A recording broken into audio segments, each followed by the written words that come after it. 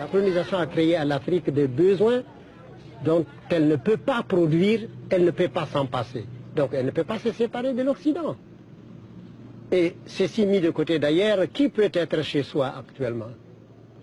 Personne. Personne n'est plus chez lui. Nous sommes tous citoyens du monde. Alors nous avons un lieu de naissance, nous devons être citoyens de partout. Et alors c'est pourquoi il serait plutôt bon que nous soyons à l'entendement, à l'écoute les uns des autres, pour essayer de trouver ce que nous avons de commun pour bâtir le bonheur de demain. Et dans tout ça, l'homme doit être l'objectif principal. Parce que toute réalisation qui ne fait pas le bonheur de l'homme est un long feu. C'est comme on tire à la cible et puis on rate le but. Le but de notre évolution doit être l'homme.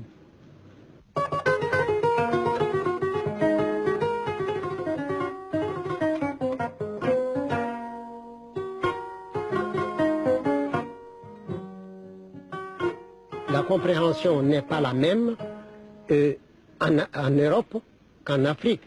Et c'est ainsi, par exemple, qu'en Afrique, en Europe, quand vous regardez quelqu'un droit dans les yeux, c'est de la sincérité. Et chez nous, c'est une insolence. Alors, en Europe, pour respecter, on se décoiffe. Et en Afrique, on se déchausse. Vous voyez, des fois, on a des choses pour aller le même but, mais nous empruntons des chemins différents. C'est comme tout autour d'une montagne. Vous voulez aller au sommet de la montagne, mais chacun peut prendre un chantier. Vous ne verrez pas le même paysage, vous ne suivez pas la même sinuosité jusqu'au moment où vous arrivez au sommet et vous vous trouvez nez à nez pour dire que la vérité est une, mais seulement elle change de couleur, tout comme la lumière solaire dans un prisme. Il y a un rayon blanc qui entre et il se réfracte en cette couleur. Alors si on dit que cette couleur n'est pas blanche, mais elle provient de la couleur blanche et unique. Alors donc, tous les hommes partout ont quelque chose de commun. Il faut chercher cette communauté pour bâtir l'homme de demain, l'homme universel.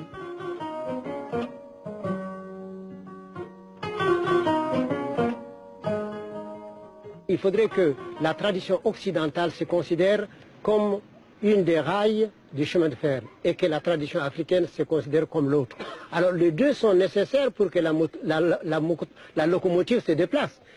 Mais ils sont parallèles, mènent à la même gare, mais il ne faut pas les mélanger. Parce qu'il y a des fois où, évidemment, il y a des, comment vous appelez ça, les tiges qui réunissent les deux barres sur la terre. Il y a des moments où on se rencontre, mais ce n'est pas toujours pareil. Alors donc, il faut accepter d'être l'un à l'écoute de l'autre. Et au moment où l'Européen écoute l'Africain, il faut qu'il cesse d'être Européen pour être un élève ne connaissant absolument rien, accepter qu'il ne sait pas. Et alors parce qu'on dit chez nous, celui qui sait qui ne sait pas saura. Celui qui ne sait pas qu'il ne sait pas ne saura pas. Et on a fait ça comme un petit poème peul. Et dunya neɗɗo kala dañanko jeyi so wonto yi koma ko am koma baɗɗo yima kam mi lamɗo yoɗo ma ko ɗum wonnoyta nden ko am. Sur cette terre chaque chose doit avoir chaque être doit posséder quelque chose. S'il advient que ce qui est à toi, ce qui est à moi est à toi, force est pour moi de te demander quel va être pour moi.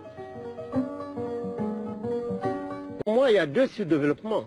Il y a le sous-développement matériel et il y a le sous-développement aussi intellectuel. Parce qu'un homme qui rompt avec sa tradition pour adopter la tradition, totalement la tradition d'un autre, pour moi, il est sous-développé, ethniquement parlant. Puisque c'est le bonhomme qui va emprunter la charrue de quelqu'un et qui va travailler dans le jardin d'un autre. Alors, je comprends qu'il ait prêté la charrue de quelqu'un, mais qu'il vienne labourer la terre de son père.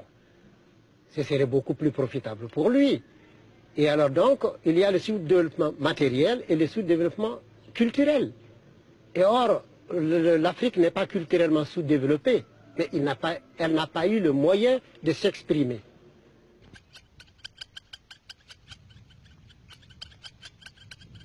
Vaincre le sous-développement est une tâche gigantesque. L'Europe, avec sa technologie et son savoir-faire, n'y est pas parvenue. Après tout, n'oublions pas que la France a administré le Mali pendant 75 ans et que le pays n'a même pas atteint le stade du prédécollage. Les dirigeants africains aujourd'hui s'attaquent au sous-développement avec la vigueur que donne une meilleure connaissance du problème. Ils le doivent de manière pressante, car le peuple attend d'eux qu'ils donnent un contenu concret aux idéaux d'indépendance et de décolonisation. Leur responsabilité est écrasante.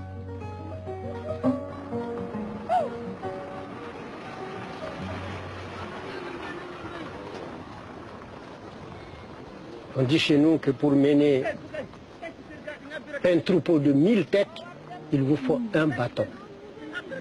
Mais pour mener un troupeau de 1000 hommes, il vous faut 1000 bâtons. Alors, les chefs, il faudrait plutôt les regarder avec beaucoup plus de compassion qu'on ne le fait. Il faut des fois se mettre à leur place. Je rencontre des difficultés terribles, je me demande moi-même personnellement comment ils dorment.